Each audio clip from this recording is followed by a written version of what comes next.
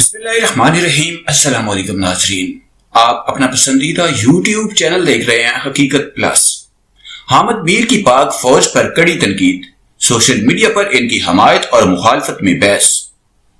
Video की तफसील में जाने से पहले आप तमाम दोस्तों से गुजारिश है कि यूट्यूब के इस मुनफरिद चैनल हकीकत प्लस को सब्सक्राइब करके बेल के निशान को दबा दिए ताकि हमारी हर नई आने वाली वीडियो का नोटिफिकेशन आपको फ्री में मिल सके। चेहरे भी मुझे नजर आ रहे हैं जो माजी में असद तूर की तरह तशद्दुद का निशाना बने, उन पर हमले किए गए। हमने इसी तरह मुजाहरे किए, इसी जगह पे खड़े होकर मुजाहरे किए और मुकदमात दर्ज हुए, लेकिन कोई नतीजा बरामद नहीं हुआ। अब एक करेला ऊपर से नींद चढ़ा। अब हुआ ये है कि एक तरफ हमला किया गया है, हमले के बाद 3 दिन गुजरने के बावजूद पुलिस ने कोई कार्रवाई नहीं की, और दूसरी तरफ वजीर इत्तलात साहब जो है वो बीबीसी को कह रहे हैं जनाब इस तरह के हमले तो होते रहते हैं। तो अब हमें जो है ना एक लाउड मैसेज देने की जरूरत है, और मैसेज देने से पहले मैं आपके सामने एक एतराफ करना चाहता हूं, और वो एतराफ ये है कि मुझे कुछ अरसे से ये लग रहा है कि हम जिन इदारों में काम करते हैं उन इदारों को चारों तरफ से घेरा डालकर इतना मजबूर कर दिया गया है कि वो हमें अपने साथियों की नौकरियों का वास्ता दे के कहते हैं कि यार ये बात ना करें, ये कर लें, ये ना करें, ये ना करें। तो हम अपने साथी जो है उनकी नौकरियों की खातिर थोड़ी एहतियात का मुजाहरा करते हैं, लेकिन ऐसा लगता है कि ये अब स्ट्रेंथ बन गई है दुश्मन की, जो हमारी आजादी साबित का दुश्मन है। लिहाजा मैं सिर्फ अपनी बात कर रहा हूं कि मुझे लग रहा है कि ये जो नौकरी है मेरी, ये मेरे पांव की जंजीर बन रही है और मैं कुछ बातें नहीं कह सकता।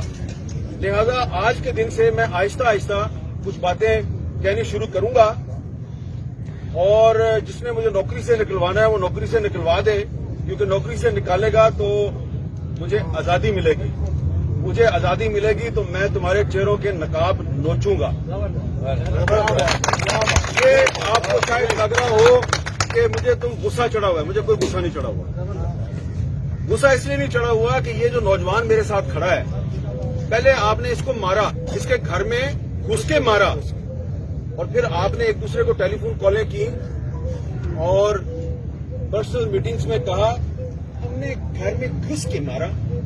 तो अगर तुम इतने बहादुर हो तो घर में घुस के मारते हो जिसमें उसकी मदद के लिए सिवाय उसके तोते के और कोई भी नहीं था, तो इतने मर्द के बच्चे हो, इतने बहादुर हो, तो सीना तान के कहो ना हाँ जी मैं इसके घर में घुसा हूं।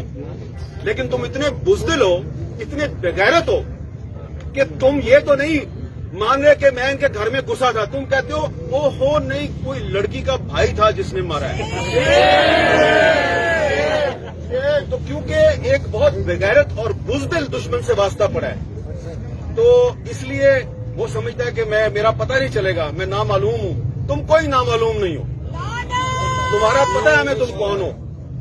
ये जो तुमने एक असद तूर के बारे में प्रोपेगेंडा किया है कि लड़की का जो भाई था वो इसका भी भाई नहीं, लड़की के भाई का नहीं पता मुझे, लड़की की माँ का पता है, उसका नाम जनरल रानी। लड़की की माँ का नाम है जनरल रानी, जिसका डायरेक्ट ताल्लुक होता है chief of the army staff के साथ। ठीक है, अब तसल्ली होगी आपको जी। तो ये भी एक जल्दी आपको बता दिया कि और भी जनरल रानी हैं, उनका भी नाम बताएंगे हम। ये मैंने इसलिए बात किया कि इसको मारा भी और फिर कहा कि ये तो जनाब पॉलिटिकल असाइलम लेना चाहता है। तो पॉलिटिकल असाइलम इसने तो नहीं लिया, पॉलिटिकल असाइलम तो तुम्हारे बाप परवेज मुशर्रफ ने लिया, जो चूहे की तरह इस मुल्क को छोड़ के भाग गया। इसके बैंक अकाउंट्स चेक करवाओ, असद तूर के बैंक अकाउंट्स चेक करवाओ, और परवेज मुशर्रफ के बैंक अकाउंट्स भी चेक करवाओ। पता चल जाएगा कि गैर मुल्की ताकतों से फंडिंग किसको मिलती है। तुमने इससे नारा लगवाया इजराइल मुर्दाबाद, इसलिए कि तुम्हारी दाढ़ी में तिनका है, तुम चोर हो। तुम्हें पता है कि तुम हम लोगों के सामने बैठ के इसराइल के साथ सफारती ताल्लुकात की वकालत करते हो। जब तुम लोग पाकिस्तान के मीडिया को इसराइल के हक में एक नैरेटिव बनाने में नाकाम हो जाते हो, तुम तुम देखते हो ये मीडिया तो हर वक्त इजराइल की मुखालफत ही करता रहता है, तुम्हें इस पर बड़ा गुस्सा आता है। तुम फिर कभी मतीउल्लाह जान को उठा लेते हो, कभी अबसार आलम को गोलियां मारते हो, कभी असद तूर को उठा के घर में घुस के मारते हो। फिर तुम्हारा एक और भी प्रॉब्लम है, तुम कहते हो जी हमारे टैंकों को जंग लग गया, हम लड़ नहीं सकते, इंडिया से दोस्ती कर लो। और मीडिया पे शिकवा होता है, मीडिया वालों तुम हम इंडिया से दोस्ती करना चाहते हैं, तुम हमारे साथ ताउन नहीं करते, तो तुम मीडिया को फेंटी लगाते हो। तो मीडिया जो है ये इंडिया के साथ दोस्ती में हमारे नए नैरेटिव जो है उसकी मदद नहीं कर रहा। तो इजराइल के मामले पर और इंडिया के मामले पर ये मीडिया जो है ये उस नैरेटिव पे खड़ा है जो पाकिस्तान के अवाम का नैरेटिव है, जो कायदे-ए-आज़म मोहम्मद अली जिन्ना का नैरेटिव है। हम उसी नैरेटिव पे खड़े रहेंगे। तुमने मादरे मिल्लत फातिमा जिन्ना को भी गद्दार कहा और आज तुम असद तूर को भी गद्दार कह रहे हो, तो लिहाजा ये भी गद्दार है तो मैं भी गद्दार हूं, यास्मा शिराजी भी गद्दार है, फौजिया शाहिद भी गद्दार है, मुनीज़ जहांगीर भी गद्दार है, ताहिरा अब्दुल्ला भी गद्दार, हम सारे गद्दार हैं। क्योंकि आपके बाप दादा अयूब खान ने फातिमा जिन्ना को गद्दार कहा था। तो जो मुनीज़ जहांगीर ने थोड़ी सी बात किया ना, मैंने उसको जरा थोड़ा आगे बढ़ा दिया है कि अब अगर आप हमारे घर में घुस के मारेंगे ना हमें, तो हम आपके घर में तो नहीं घुस सकते, आपके पास टैंकी और बंदूकें हैं, लेकिन हम आपके घर की अंदर की बातें आपको बताएंगे और ये भी बताएंगे कि किसकी बीवी ने किसको क्यों गोली मारी और उसके पीछे कौन जनरल रानी थी। समझ आ गई है ना मैं क्या कह रहा हूं। अब अगर आइंदा किसी सहाबी के घर में घुस के तुमने उस पर तशद्दुद किया, हम बताएंगे कि तुम्हें तुम्हारी बीवी ने गोली क्यों मारी। बस इतना ही बताना था। Thank you very much. सहाफी और यूट्यूब व्लॉगर असद तूर पर चंद रोज कबल 3 नामालूम अफराद की जानिब से इनके घर में घुसकर तशद्दुद के बाद जुमे की शाम इनकी हमायत में मुशायरे से खिताब करते हुए सीनियर सहाफी हामिद मीर ने रियासती अदारों को तंबीह की कि आइंदा किसी सहाफी पर ऐसे तशद्दुद नहीं होना चाहिए, वरना वो घर की बातें बताने पर मजबूर हो जाएंगे। जुमे को मुशायरे के दौरान हामिद मीर की तकरीर का क्लिप सोशल मीडिया पर वायरल हो गया और हामिद मीर के हक और मुखालफत में हैशटैग ट्रेंड करने लगे।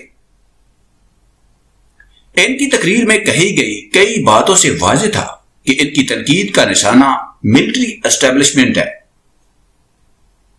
याद रहे कि अप्रैल 2014 में हामिद मीर पर कराची में कातिलाना हमला हुआ था, जिसमें इनको 6 गोलियां लगी थी।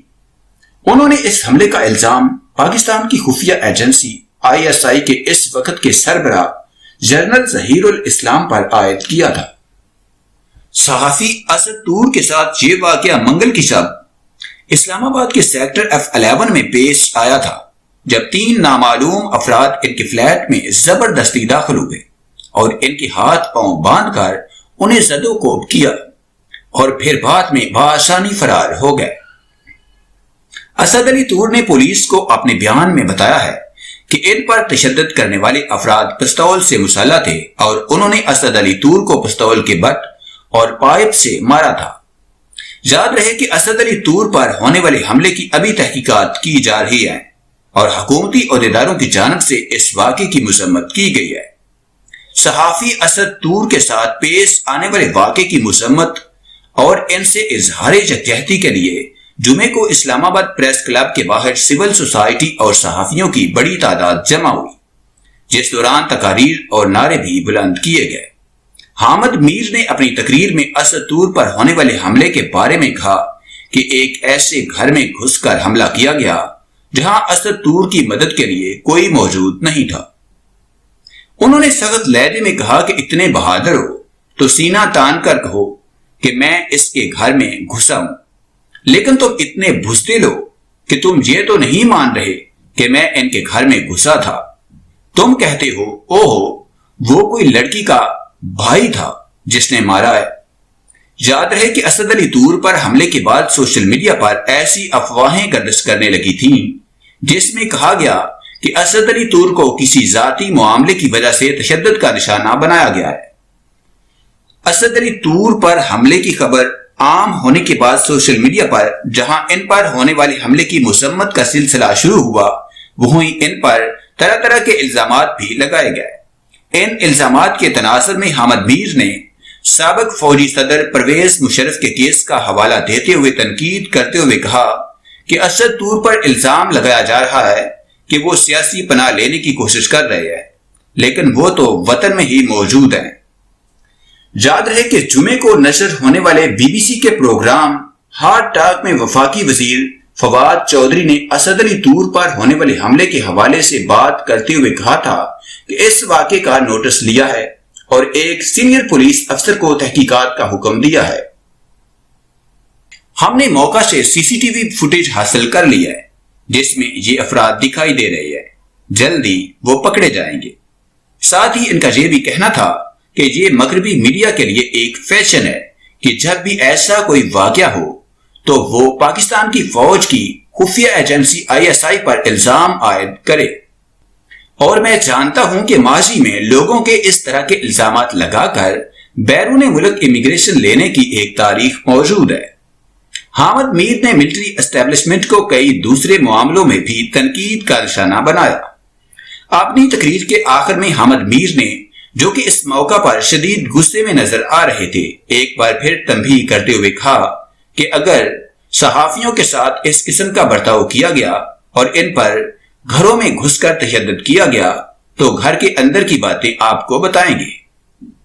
حامد میر کی تقریر سے قبل منیژ جہانگیر نے بھی اپنی تقریر میں اس طرح سخت لہجہ استعمال کرتے ہوئے کہا کہ آج کے بعد صحافیوں پر اس طرح گھروں میں گھس کر حملے برداشت نہیں کیے جائیں گے۔